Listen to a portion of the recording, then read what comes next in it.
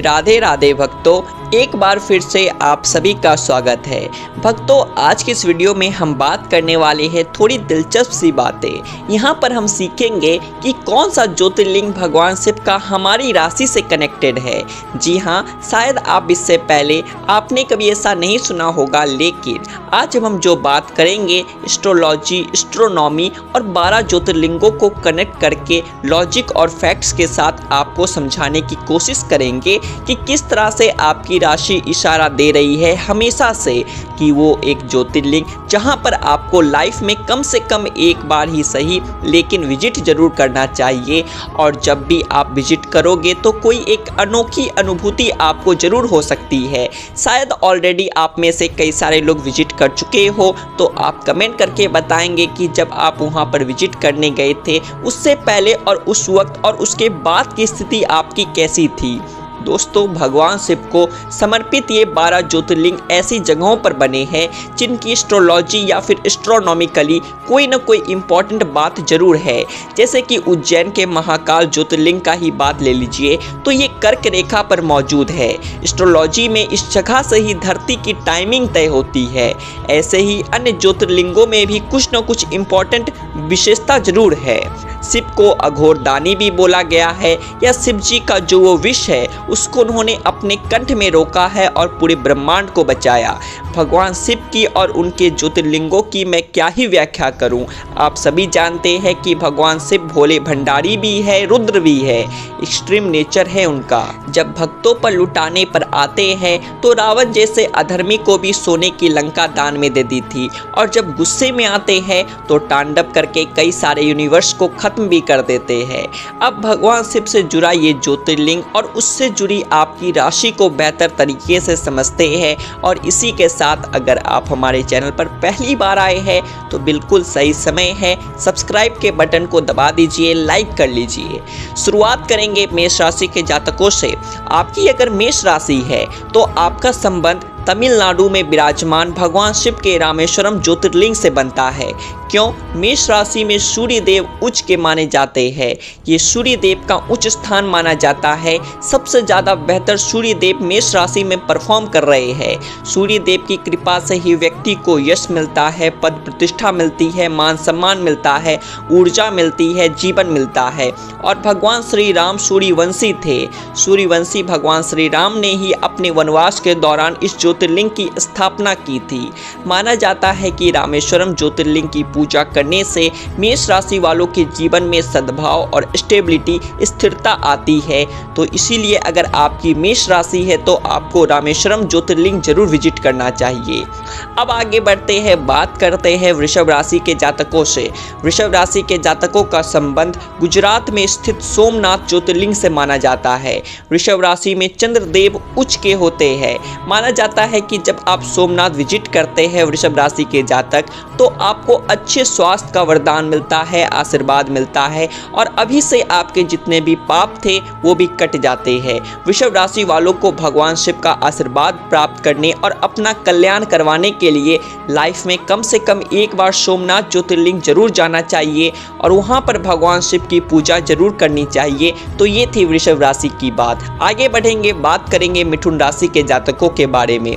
मिथुन राशि का जो रूलिंग प्लैनेट है वह मरकरी है, यानी कि बुध। बुध द्वारा शासित मिथुन राशि का संबंध गुजरात के द्वारिका में स्थापित नागेश्वर ज्योतिर्लिंग से है। नागेश्वर को नागों का राजा बोला गया है। नागेश्वर नागों का राजा है। ये ज्योतिर्लिंग राहु और नाग का प्रतिनिधित्व करता है।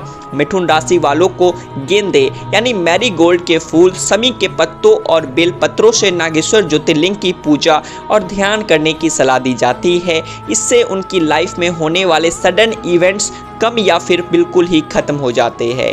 अब आप मुझे कमेंट करके बताइएगा कि क्या आप इस ज्योतिर्लिंग में विजिट कर चुके हैं या फिर करने का प्लान बना रहे हैं। तो अब बात हो गई मिथुन राशि की भी। अब आगे बढ़ेंगे, कर्क राशि की बात करेंगे। कर्क राशि वालों का संबंध मध्य प्रदेश में नर्मदा नदी के बीच शिवपुरी नामक द्वीप पर बने ओमकारेश्वर ज्योतिर्लिंग से माना जाता है। ये ज्योतिर्लिंग ओम के नाद से उत्पन्न हुआ है। ओमकारेश्वर में ओम शब्द इस ज्योतिर्लिंग की स्पिरिचुअल कैपेसिटी और नॉलेज को दिखाता है। कर्क राशि वालों को अपने जीवन में एक बार कम से कम जरूर इस ज्योतिर्लिंग के दर्शन करने चाहिए। इन लोगों को ज्योतिर्लिंग का जल व दूध से अभिषेक करना भी बहुत ज़्यादा रिजल्ट देता है। तो ये कर्क राशि वालों का ज्योतिर्लिंग हो गया। और हाँ, आपको इस ज्योतिर्लिंग पर अवश्य विजिट करना चाहिए, भूलिएगा नहीं।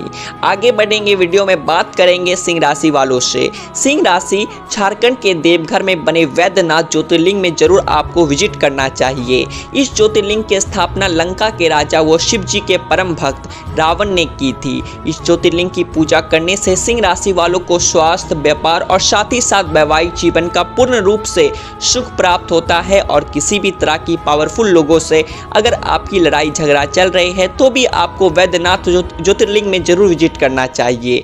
संतान प्राप्ति में समस्या है सिंह राशि वालों, ये ज्योतिर्लिंग आपकी मनोकामना पूरी कर सकता है। तो अब सिंह राशि की भी बात हो गई। वीडियो में आगे बढ़ेंगे, बात करेंगे कन्या राशि के जातकों से।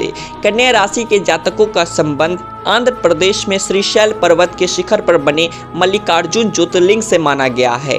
बुध ग्रह कन्या राशि के उच्च होते हैं, जो स्पीच, वॉइस और एजुकेशन देने वाला एक ग्रह माना जाता है। बेटी का सुख भी बुध ग्रह की वजह से ही आता है। कन्या राशि वालों को मल्लिकार्जुन ज्योतिर्लिंग में पूजा जरूर करनी चाहिए। इससे उन्हें लाइफ में लगभग हर एक एस्पेक्ट का, साथ ही साथ अगर आप किसी व्यापार से, बिजनेस से जुड़े हैं, उसका भी लाभ आपको शिव जी के वरदान से, आशीर्वाद से मिलता है। अब वीडियो में आगे बढ़ेंगे, तुला राशि के जातकों की बात करेंगे।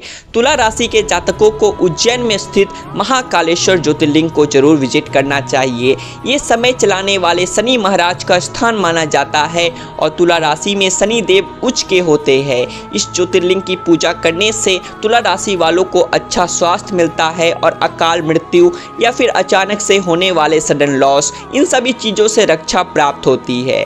अब तुला राशि की भी बात हो गई। अब बात करते हैं वृश्चिक राशि के जातकों की।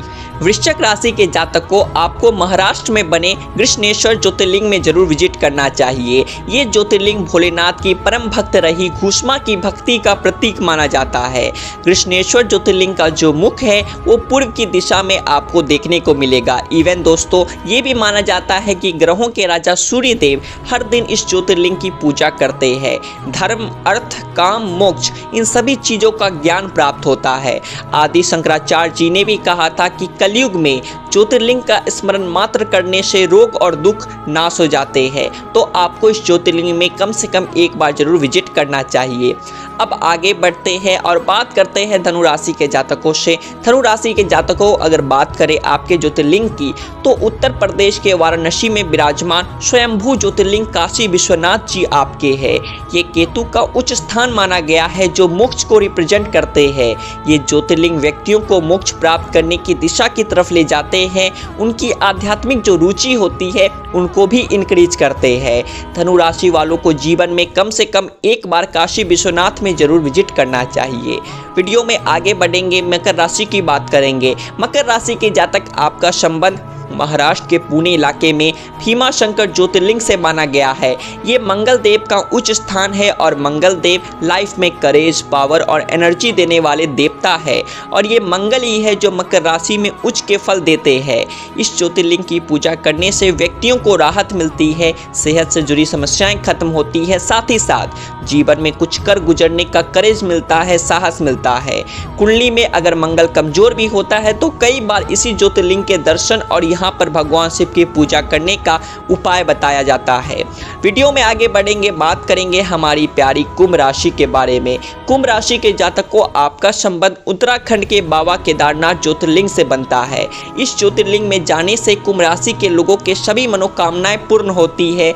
इनकी पूजा करने से कुंभ राशि वालों के जीवन में अंधकार और दुविधा का भी अंत होता है। इसके साथ ही साथ केदारनाथ ज्योतिर्लिंग का ध्यान और पूजन करने से आध्यात्मिक विकास और समृद्धि का आशीर्वाद भी मिलता है। चलिए अब बात करते हैं मीन राशि वालों से। मीन राशि के जातकों का संबंध महाराष्ट्र के नासिक के त्र्यंबकेश्वर ज्योतिर्लिंग से माना गया है।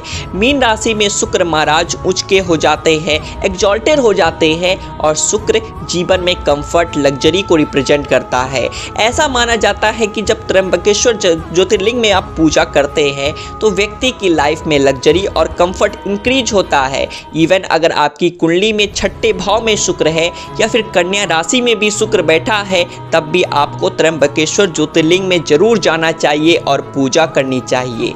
देखिए, ज्योतिर्लिंग का राशि से ये कनेक्शन, कई लोग इसे नहीं भी मान सकते हैं, कोई बात नहीं। आप जिस भी ज्योतिर्लिंग में जाना चाहें, कई सारे लोग तो 12 के 12 ज्योतिर्लिंग में विजिट करते हैं, वो अपनी लाइफ में ऐसा एक एम ही बना लेते हैं। आपको विजिट करना भी चाहिए। जितने भी हमारे स्पिरिचुअल प्लेसेस है, हिस्टोरिकल प्लेसेस है, यहाँ पर आपको विजिट करना चाहिए। आपको एक अलग तरह की अनुभूति होगी, महसूस होगी, और सच्चे मन से की गई पूजा कभी विफल नहीं जाती, कभी खाली नहीं जाती। बोलिए भगवान शिव शंभू की जय, देवों के देव महादेव की जय।